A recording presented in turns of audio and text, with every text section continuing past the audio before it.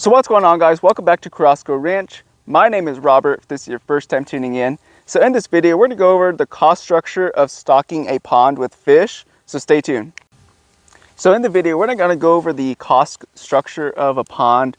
That's probably just a separate video. We're just gonna talk about how much does it cost to stock it with fish. So the first thing you're gonna wanna know is how large is your pond? How many fish can you stock in there? You're going to do a quality analysis, check the water, and see how viable it is for the fish. Obviously, if you have a healthier pond, you can stock more fish per acre versus a lower quality pond would typically be less fish per acre. So I am going to tell you how much I paid for my stocking, at least the biggest stocking that we did do. So really quickly, guys, just a quick disclaimer. All the prices that I am talking about on these fish is going to be relevant to where I'm located. It may be more expensive, it may be less expensive. Again, your proximity to a fishery is going to vary, so the prices will vary. The fishery's access to these fish is going to depict how much they cost as well. So everything is relative to where you are at. I'm just giving you my experience and my cost. Before I forget, don't forget to like, share, and subscribe on this video if you want to see more content like this. All right, guys, so let's go ahead and get into it. So right up front, there's a couple variables that go into stocking a pond that will determine how many fish you're going to get and how much the fish are going to cost you. The first one is going to be the distance. So what I mean by distance, distance from your property or your pond to the fishery. So is the fishery local or is it far away? So that's going to play a role right there. Second one is going to be, are you going to go pick up? Do you have your own coolers, your own bags, your own aeration system? Or are they going to have to come and deliver it? That's going to play a role as well. Also, the size of fish that you're going to be ordering. Are you ordering large adult-sized fish that are going to require more oxygen? Or are you ordering, small fish that are going to require less oxygen? That's all going to be, play a key role in the total price you pay for the fish. So for distance, for us, we did have people come out here and stock them for us, at least our bigger trophy sized fish. This was a fishery, they had to drive 5 or 6 hours just to come out here and stock them. So what it went into that was obviously the fuel cost. Two, you had to have a driver, you had to have some help, so you're paying the employees by the hour to come out here. So you're having to pay the employees basically. And obviously the owner's gonna have to get some type of cut off the off the drive and all that good stuff. They're not going to just, do it for free like that. So since they were driving such a far distance, you have to take into consideration, obviously the fuel, the employees, also the equipment. They're having to use oxygen for that amount of time to come over here. And then they're going to have to use fuel to go back. All that cost is going to be added into your bill when you're ordering fish. And that, the drive time, the employees' time, the oxygen that you're paying for and the fuel that you're paying for. If you, again, this is just something that you can think about on your own here, but all that money you spent on that, you can use it on a local fishery and get more fish out of it, because obviously that's money that I could have spent buying more fish if I wanted to. Real quickly, the reason I did go with them is because I particularly visited a bunch of fisheries in the area. These are the ones that stood out the most to me as far as health and quality of the fish. So that's the reason I didn't mind paying a little extra to have them drive down, 5 or 6 hours to come and stock the tank. There were other local or closer fisheries, but I just didn't like the quality, honestly. Honestly, I saw a couple bins that had some dead fish already. That's not a good sign, when people are going and visiting, you don't want to see dead fish, So that the fishery that I did have come out here, I didn't see any dead fish. Everything looked healthy. They looked nice, fat, and plump, like they were eating well, versus some of the other fisheries that I did see.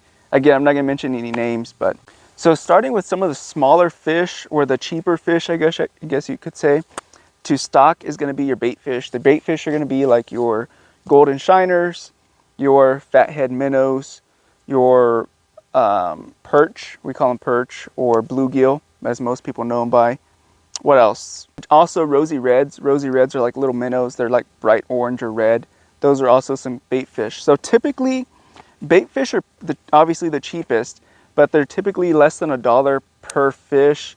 Sometimes so fisheries sell them differently. They sell them either by the pound or they sell them by the number of fish. So, but they usually average out to about the same. Going back and forth, I've also put some other bait fish from different fisheries, and for the most part, they average out to be about the same cost, honestly. But yeah, so those are typically going to be about $1. Once you start getting like bluegill that are bigger, or like palm-sized bluegill, you might start having to pay more than $1 per fish. But typically, the smaller ones, they grow really fast anyway, so you don't need big ones right away. They grow really fast. But typically, the smaller ones are going to be less than $1 a piece. Sometimes the ones that are typically sold by the weight are usually going to be like the fathead minnows and the shiners, things like that. Gizzard shad, those are typically sold by the pound, usually depending on how much you buy as well. Between $12 and $15 per pound is what those usually go for. Those typically aren't sold individually. So typically the bait fish are something that you want to continue stocking on a yearly basis, because usually your predator fish will eat through them pretty quickly for the most part. So this is something you kind of have to keep up with yearly if you cannot get a sustaining population in your pond.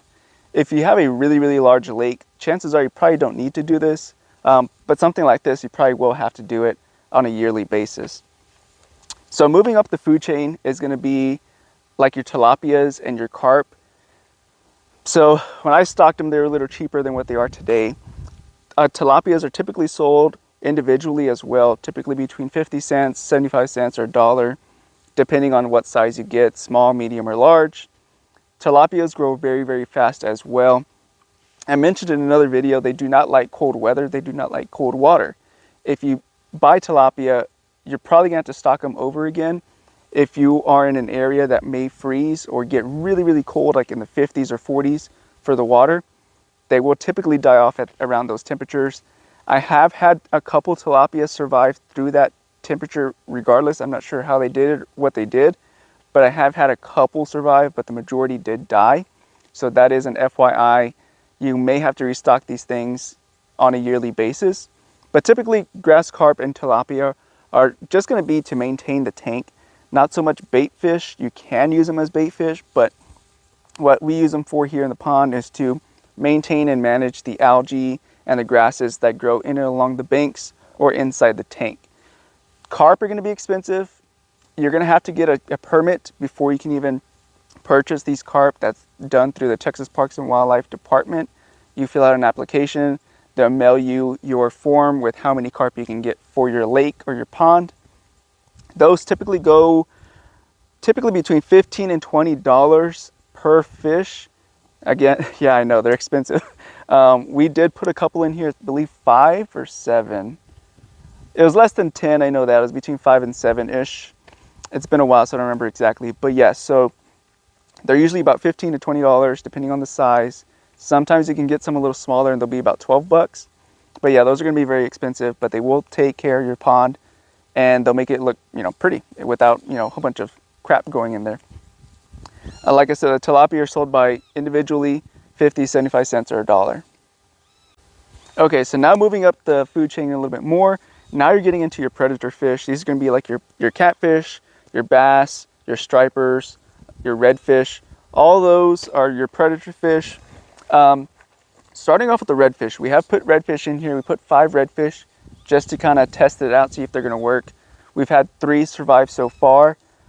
Those are pretty pricey as well. That's the reason I only got 5, because they are expensive.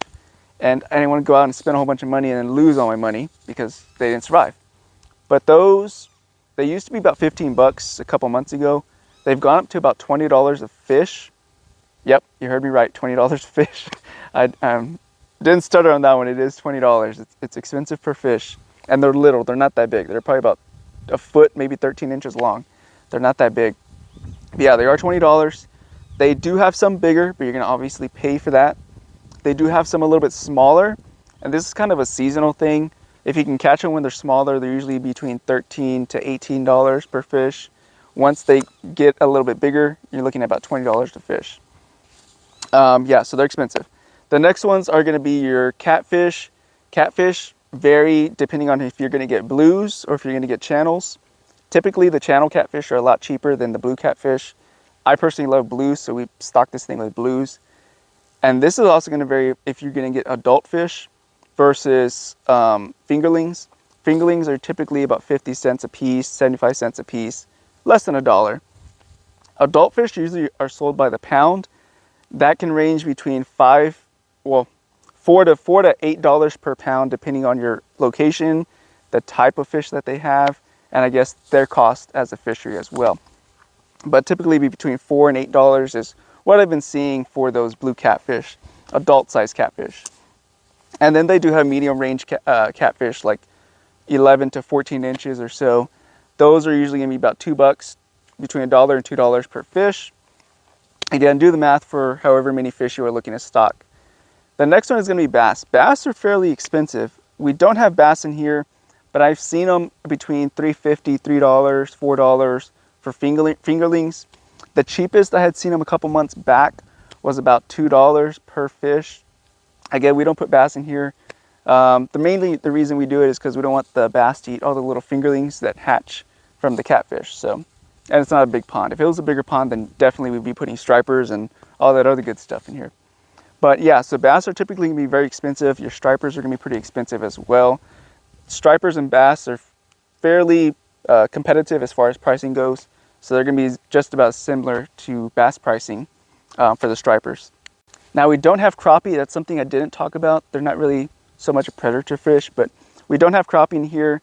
And I don't know the prices of them, but I just wanted to touch on it because I know people are gonna ask. We don't have crappie, and I don't know the exact prices of crappie, so I can't tell you on that one. So to tell you my total for what it costs just to stock the blue catfish, this isn't any of the bait fish, anything like that. Just for the blue catfish, it cost me, it's been a couple years now, but I think it cost me, it was like $2,200 or $2,300 to have them drive over here and drop off all the catfish. I believe when we stocked it, we counted 30 something fish. So it's not a whole lot of fish. So it was about 30 something fish. It was 200 and something pounds of fish. Some of the bigger ones we stocked were in the teens. They were pretty heavy. But yeah, so again, included is the cost of them having to come over here and drive and drop them off in a chute.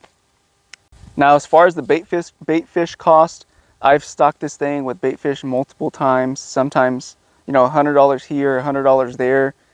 If I was to guess, I haven't really kept track of how much I've been spending exactly, but if I had to guess, I've probably put in about $1,200 to $1,500 worth of bait fish in here. That's over the past, 3 or so years, so about $500 a year, give or take, to keep this thing stocked with bait fish for the fish to keep on growing, with the predator fish to keep on growing. So that's going to be my overall cost breakdown of how much it costs to stock a tank. Again, we have put channel cats in there. I forgot to mention that. We did put channel cats in here.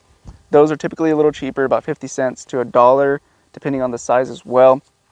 And I believe we put about $300 worth of channel catfish over the past 3 years. And those grow very, very fast. So we'll put them in there, and then as soon as they get, you know, a little bit bigger, put some meat on them, we'll typically catch some and then we'll eat them. So those don't stay in there too long. All right, guys, so that's my overall cost breakdown of how much it costs to stock a tank. I hope it was helpful and beneficial and informational for you guys. I know a lot of people are interested in how much does this stuff cost to stock one and basically maintain it with bait fish in there. Again, this isn't including fish food. This is just the cost of the fish themselves. I appreciate you guys watching. I'll see you guys in the next one. Be careful, be good, take care, and God bless. See you guys later. Bye-bye.